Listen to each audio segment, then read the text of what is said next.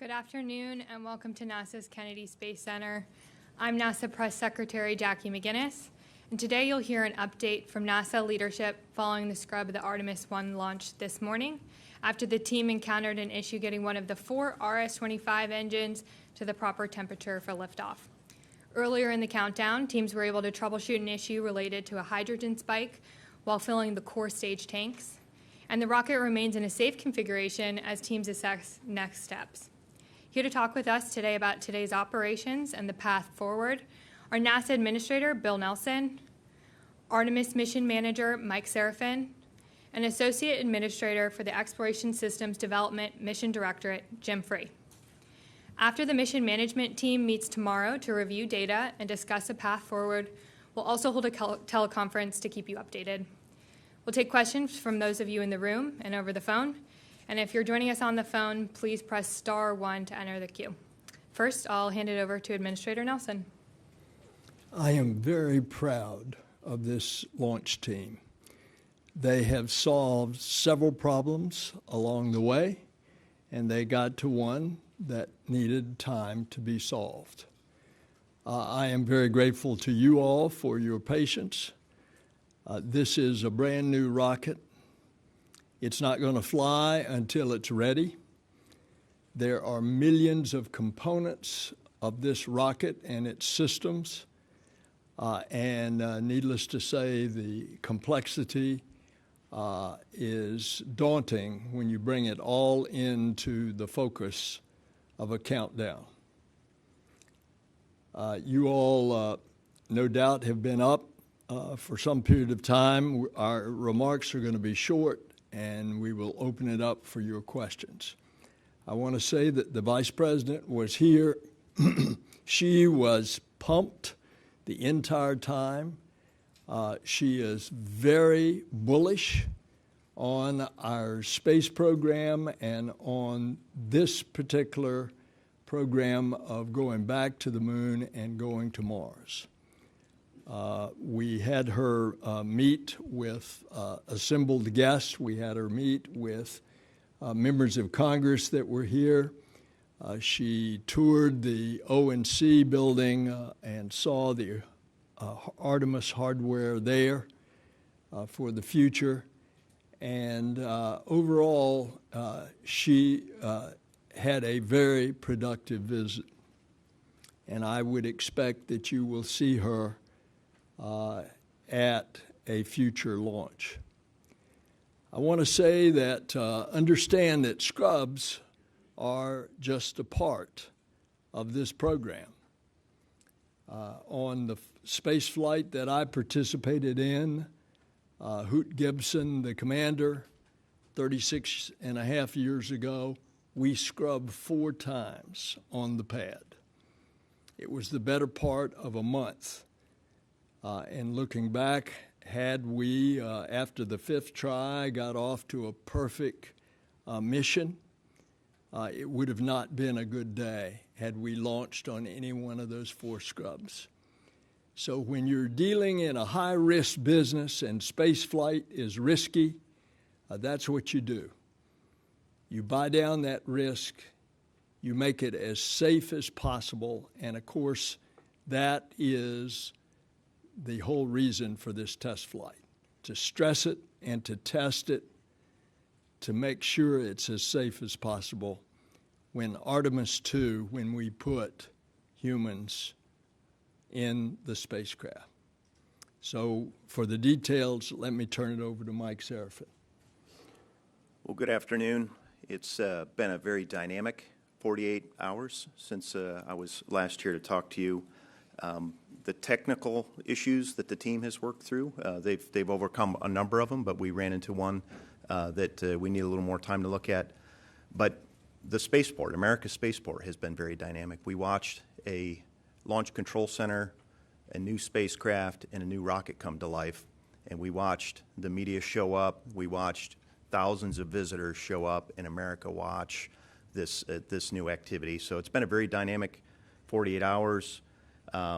Since we had our launch minus 2-day mission management team meeting, the operations team out of the Launch Control Center entered their launch countdown Saturday morning And then Saturday afternoon, we had a couple of lightning strikes out at the pad. We have a 32-story tall rocket out there, and there were lightning strikes on towers 1 and 2, and our technical teams very quickly resolved that there were no issues with the vehicle through timely analysis and timely data assessment.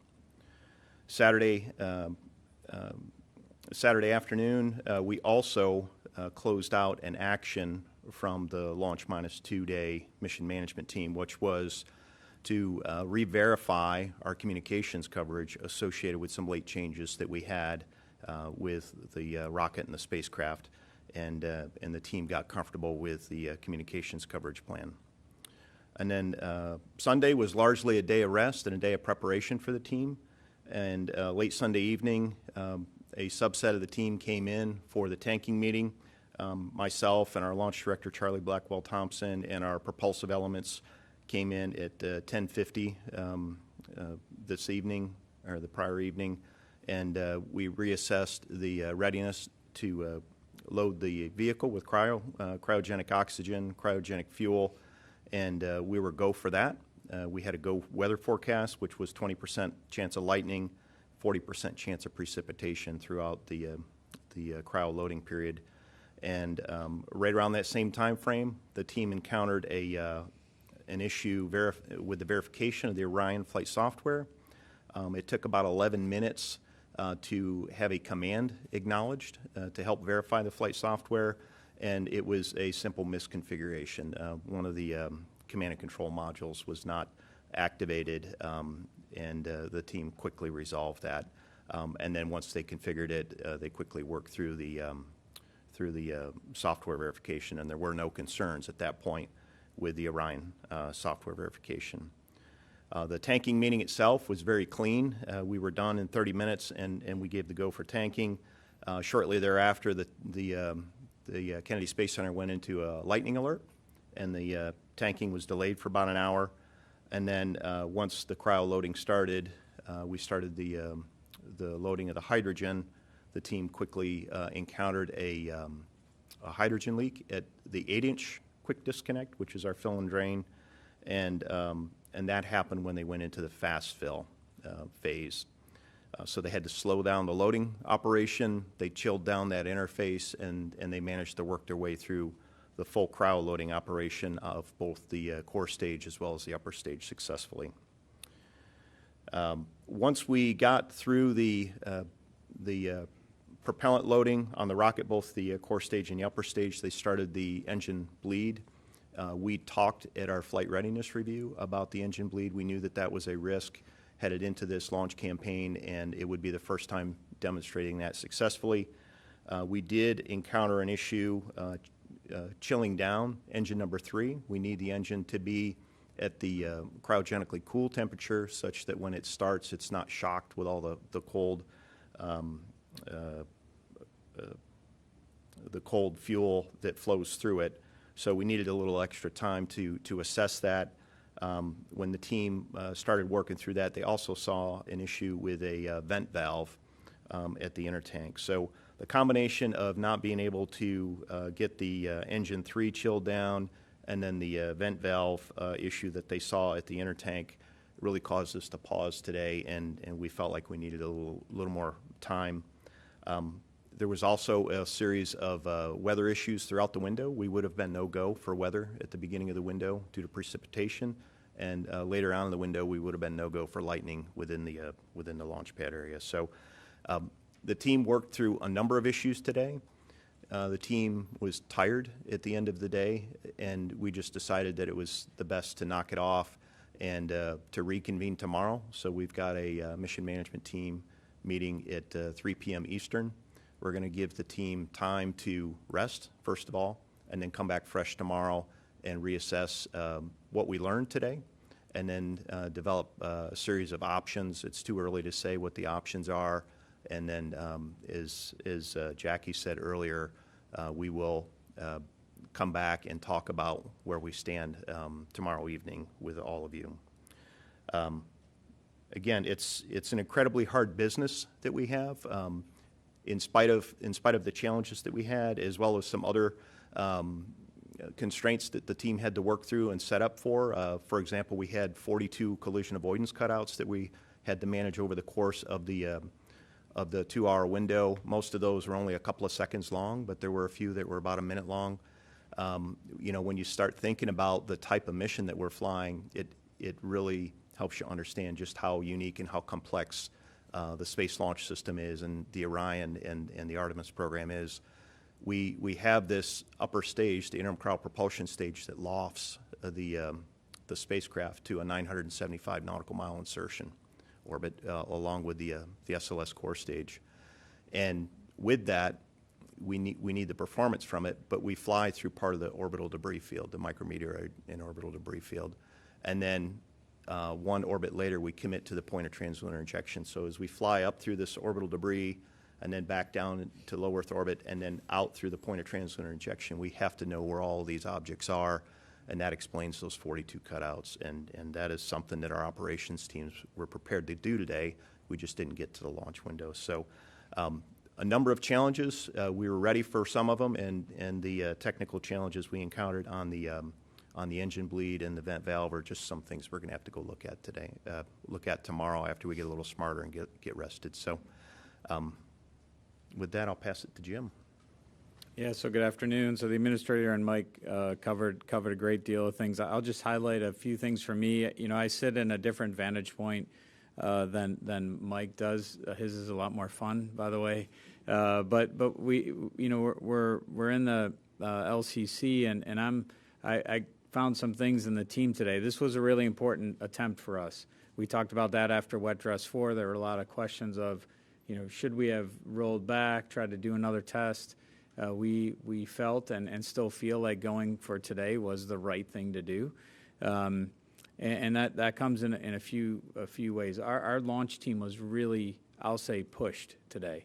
They were working a lot of issues. They were looking at the compressed timeline with that hold at the beginning, and we were filling all 4 tanks at the same time at one point, really pushing our team through a timeline. Weather, Mike talked about some of the weather. We talked about lightning. Weather was coming in and out. We were actually not able to go at the beginning of the window like we thought. There was a lot of comms from the launch weather officer. The hydrogen out of spec that Mike talked about when we went to manual control, that's something we did on the locks when we had some issues loading locks the first time. Going to that manual control to me is learning. And getting through the first hydrogen leak that we had, that was the same leak we had on the same line to the same level. And when we started to do the manual fast fill, honestly, it kept climbing, and I thought there's no way we're going to get out of this, and that got us out of it.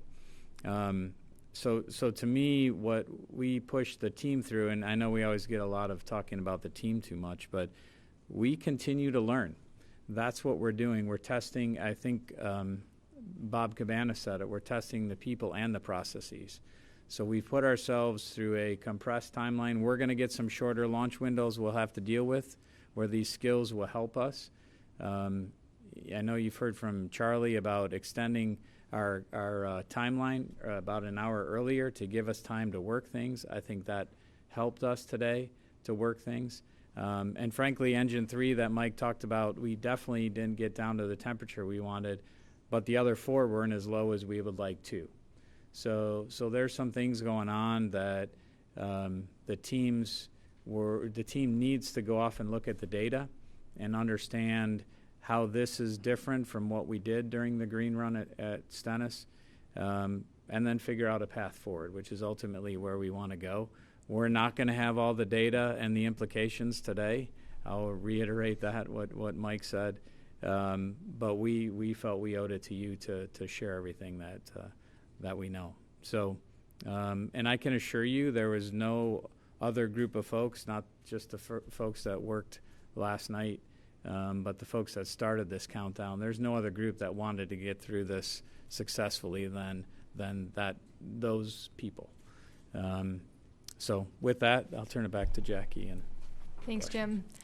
Just a reminder for folks joining us on the phone, you can press *1 to get into the queue. But first, we'll take some questions from the room. Marcia Dunn, AP. and Associated Press, probably for you, Mike, or Jim. Is Friday or Monday even feasible since you're dealing with an engine? And might you need to replace this engine? Could this be a problem unique to this? But I guess not, since you said that you didn't get the temperatures on any of them that you were looking for. I'm just wondering what could be the worst case here. Yeah, Mike, go ahead. Okay. I'll add on. Yeah, Friday is definitely in play. We just need a little bit of time to look at the data, but the team is setting up for a 96-hour recycle. So they're still holding in the launch countdown configuration, and we're preserving the option for Friday. They're replenishing the commodities out at Launch Complex 39B. You'll see some of those activities tomorrow. And right now, the indications don't point to an engine problem. It's in the bleed system, the thermally conditions the engines. We did change the diameter of that from Stennis, where we did the green run testing, to here, and we never fully got into the engine bleed configuration through the prior wet dress attempts, and again, that was something that we talked about at the agency flight readiness review as a known risk to our launch campaign, and at that time we said we would not launch unless we got through the demonstration of our ability to thermally condition the engines. We need that in order to start the engines and run them successfully. So we just didn't get there today. And again, this really points towards an engine bleed issue on the core stage side, not on the engine interface side. So I don't know, Jim, if you have anything to add to that. Yeah, I just add we actually stayed loaded longer to try and figure it out, so that we were trying to save as many cycles on the tank as we could. So I think we tried to, I'll say, run it to ground as fast as we could, and then once we were outside, seeing we could launch and the way the pressure in the tank was going, it's like, hey, it's better just to stop and regroup and stay in the 96-hour that Mike talked about and figure it out. Did you make the diameter bigger or smaller when you made the change? So you did make it bigger? Yes. And we also did it, and you'll hear more from John Honeycutt on this probably tomorrow, is we also, where we did the test in the flow is a little bit different than we did at Stennis. All of those decisions were made hoping for the benefit of physics that went with all that from the expert's opinion. So that's what we have to figure out. Joey Roulette with Reuters. Thanks. A question for Mike or Jim. I know you said Friday is in play, but given the magnitude of the issues and the combo of things that you guys have to look at, is it likely you guys launch on Friday, or is it unlikely? Could you kind of assess that? And can you give some clarification on whether you think this is related to the quick disconnect issue you guys found in the wet dress rehearsals? Thanks. So you're asking about the likelihood of Friday? Do you think it's maybe likely that we go on Friday, or There's a non-zero chance we'll have a launch opportunity on Friday. Yeah. But we need time. We really need time to look at all the information, all the data, and we're gonna play all 9 innings here, and we're not ready to give up yet. kind of clarify a little bit whether this is related to what you guys were looking at in the wet dress rehearsals with the quick disconnect leak issue. How related might it be, or if it's independent, maybe, I don't know. I would say, and again, this is probably a question that's better answered by John Honeycutt, but during the wet dress rehearsal, we saw issues at both the 4-inch and the 8-inch QD in terms of our ability to retain enough pressure to properly seal those such that we didn't have a hydrogen leak. And we never got to the engine bleed itself during the wet dress. We knew that. So the QD problems that we saw during wet dress have largely been mitigated. And in fact, the 8-inch today was the issue. That we had a little bit of leakage on that they managed to work their way through by slowing the fill and chilling it down, and then that properly sealed it, and we got a full load. We weren't able to get a full load in our first 3 wet dress attempts. The 4-inch QD that we previously had problems with on, I think it was wet dress 4, worked just fine today. So I would say that the QDs really had no material impact on the on this hydrogen bleed setup. And I don't know, Jim, if you have anything to add No, on I that think one. you're exactly right. Yeah, that's what I was trying to say earlier. We worked the 8-inch problem the first time, rolled back, figured that out. 4-inch, we couldn't pressurize because that was leaking. Today we did that, so yeah, I think we're in good shape. Michael Sheets with CNBC.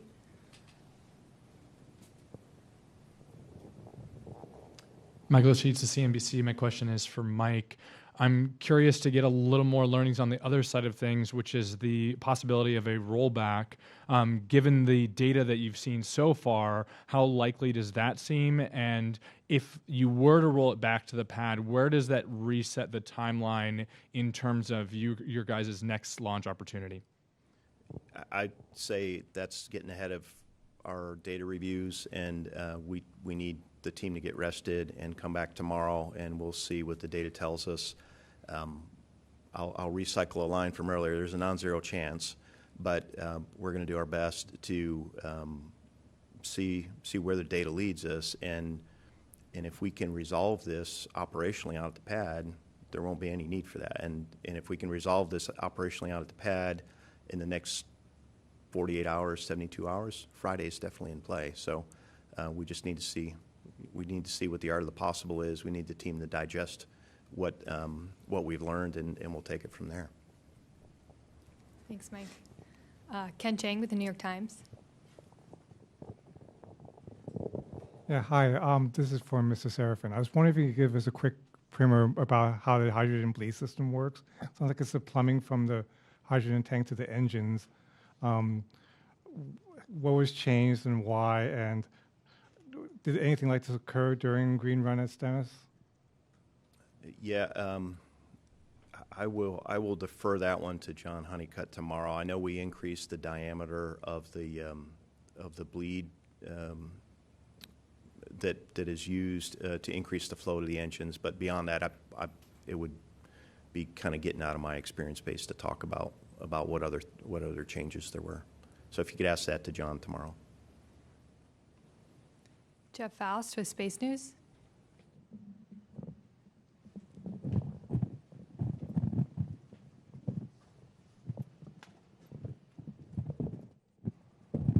Jeff Faust of Space News. For Mike Serafin, you also mentioned an intertank vent valve issue. I wonder if you could provide some more details about exactly what that issue is, and if you hadn't had the problem with the engine bleed on engine 3, would that have been a constraint to launch alone?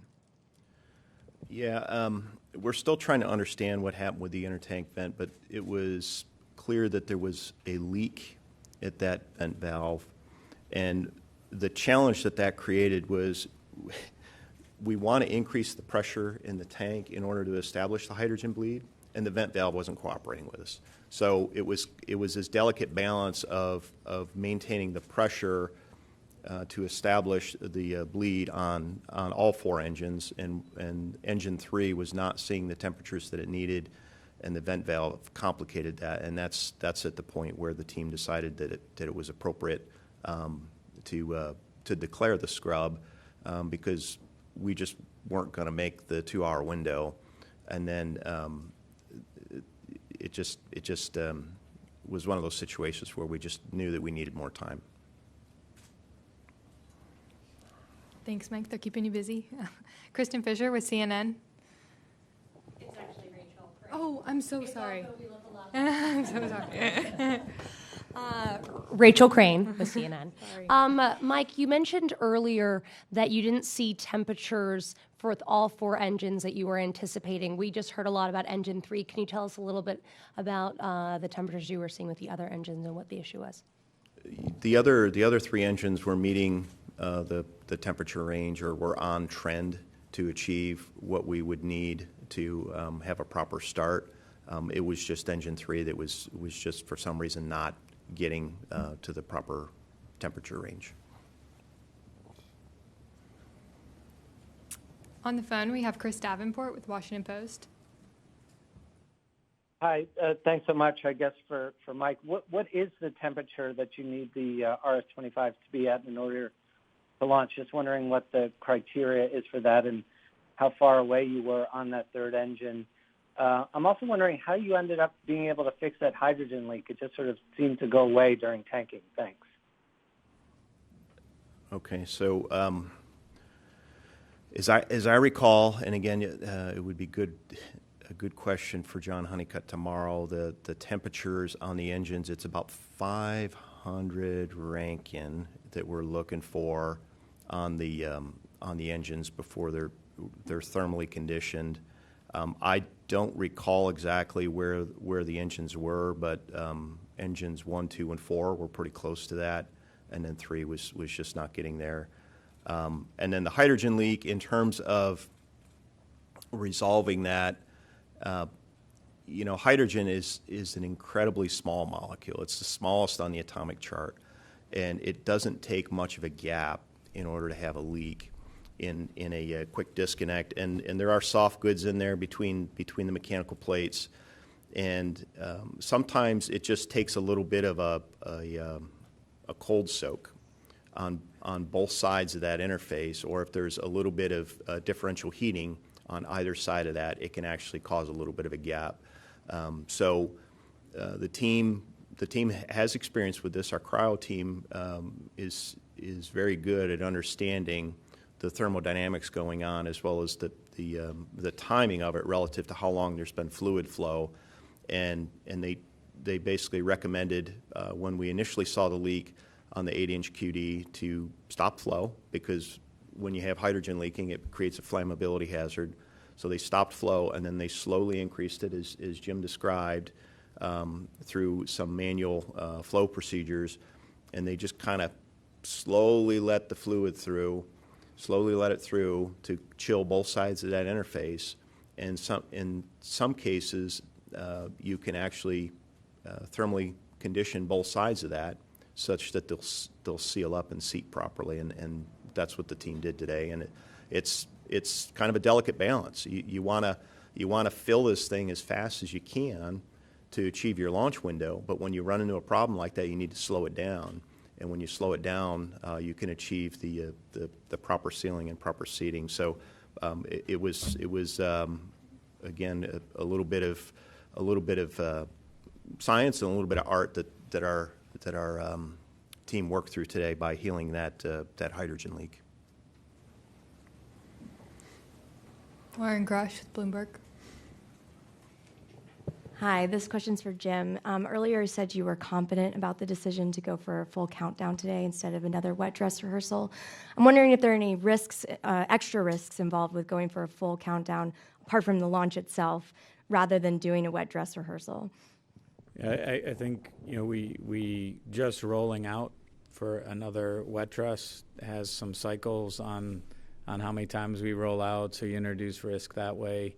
We felt like we understood that 4-inch leak that we had during wet dress 4, which today we proved that we understood it.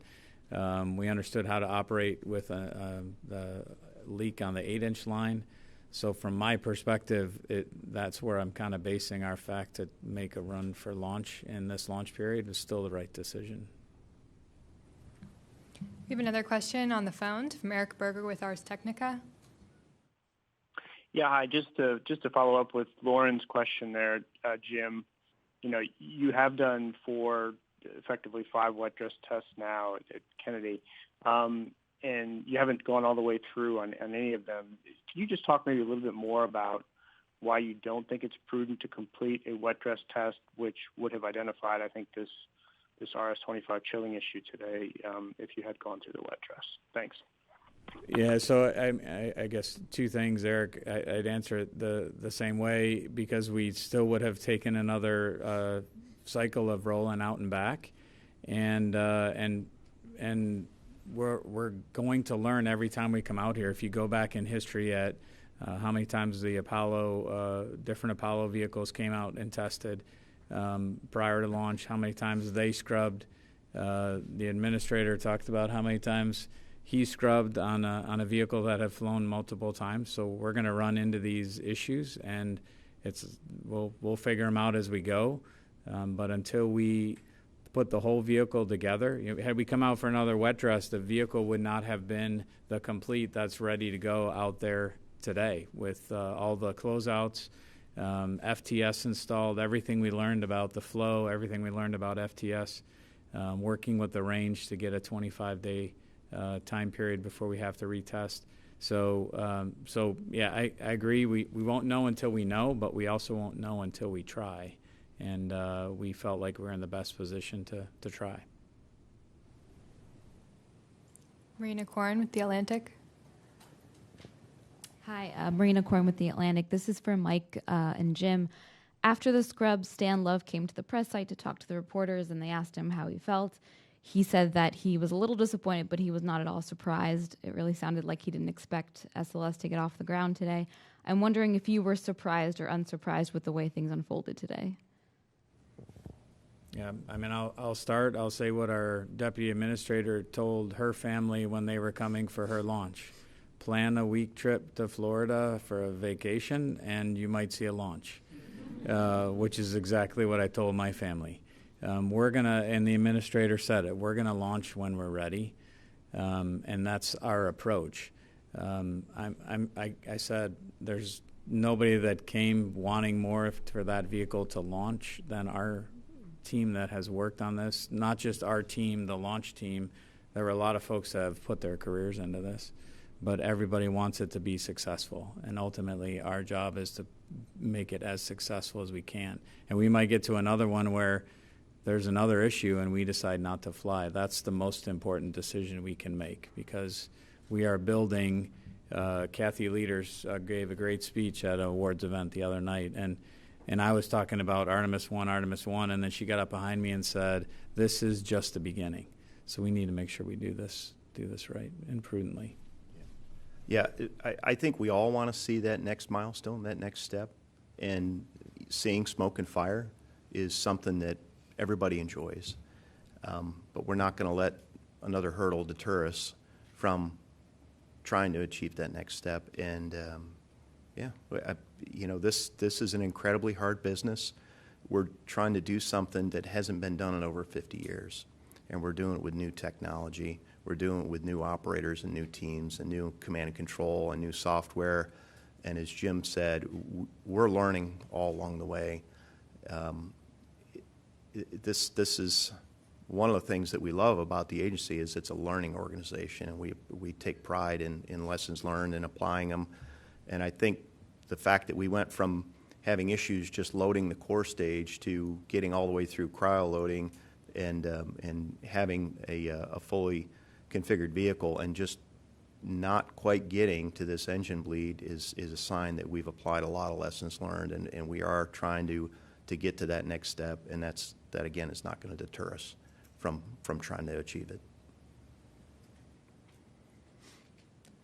Here in the third row.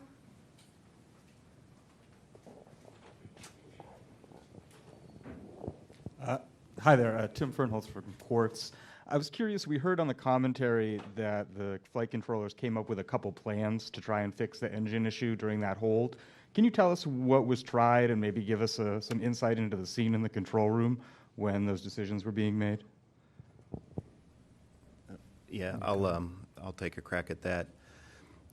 There are what we call pre-planned procedures that the team has, and the team worked through those, like doing when we had the initial hydrogen leak on the 8-inch QD. You do what they call a stop, flow, and revert, and then you try again. And those things the team worked through very efficiently, and it was very methodical, and they had, again, to kind of have this delicate balance of wanting to increase the flow rate as quickly as we could to get that tank full so we could meet our launch window, but do it at a slow enough pace that the that we didn't spring another leak, and that the interface could get thermally conditioned and seal up. And they worked through it very methodically. And when we ran into the engine bleed condition, you know, they noted it. They worked through the fact that 3 of the 4 engines looked pretty good in terms of the thermal conditioning, and this engine 3 was the outlier. They tried a couple of steps. They consulted with the engineering teams that provide technical support from the design center. In this case, it's Boeing and Aerojet Rocketdyne are the technical experts, whether it's on the core stage or the liquid engine side. And they worked together very efficiently as a team. There was quite a bit of chatter when we got outside of the pre-planned contingency, and then they brought back a strategy on how to reestablish the engine bleed, and we just weren't successful when we ran into this intertank vent valve issue that complicated our ability to maintain pressure there. And it was at that point that the team just focused solely on managing the pressure of the tank, because you're preserving the flight hardware within its design limits. And then once they did that, we decided that it was time to knock it off. There's also a process. I mean, the team goes over to an anomaly loop where they're working things that particular nonconformance or issue, and they come back and say, here's our plan. Can you give us some time to work it? And they'll sometimes talk about a time and go off and play it against the software model in another firing room, or back in the design center in Huntsville, or out at Aerojet Rocketdyne, and then come back with that data. And the NASA test director and the launch director are encouraging them to, hey, we haven't heard from you in the time frame, right? Because they're trying to get all the data, but those two are trying to manage the flow and what we have left in the launch window. So that's kind of the process that's always going on across all anomalies, not just that one. Tom Costello with NBC. Hi, good afternoon. You all are probably exhausted, so thank you for taking time to talk to us and talk through all of this. I'm wondering, as you do talk through all of these steps, and you all have mentioned various experiences that the Apollo crews and the Apollo mission control also dealt with, does it give you a new appreciation for, or as you look at all of this, do you hearken back to what your predecessors were doing 50-plus years ago? I'm just wondering how you think about where you are today, and you juxtapose that against what the Apollo folks went through 50-plus years ago. Randy Bresnik said it best the other day, right? They didn't know it could be done, which is even more impressive, right? We've seen it done. We're trying this with a new vehicle, so it's really impressive to me to think they didn't even know that it could be done. It's kind of, you don't know how hard it is because of what's laid out in front of you. So I think for that, the shuttle program, the ISS program, those are all programs we learn from and have an appreciation for the challenges that go with it. But my faith in this team is ongoing, so I know we'll get through it because they've seen it done before and they understand this vehicle. Tom, one thing that will show you the difference between Apollo and Artemis. They went step by step. There was Apollo 7, then 8 around the moon, then 9 where back in low Earth orbit, where they separated the lunar lander and prepared that docking again. You think about that, 7, 8, and 9. That's all wrapped up in this Artemis I. And then they went on to Apollo 10. Tom Stafford, who, by the way, was with us today and got a standing ovation from our guest, and then 11, and that was the part of what is going to be Artemis II, and then Artemis III. So it's really a compression of a lot of the things, and we're standing on the shoulders of those who had been there before, but with a completely different vehicle. So we're running up on the end of our time. I think we have time for two more. Micah Maidenberg with Wall Street Journal.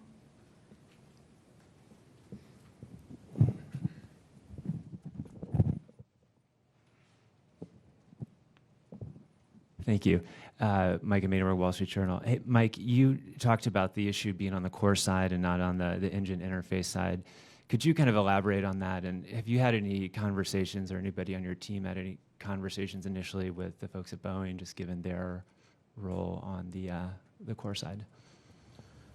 Well, we certainly did discuss whether or not there was an engine problem. And Marcia's question earlier was kind of alluding to, do we need to remove and replace an engine? And there's no indication that we're in that type of scenario at this point.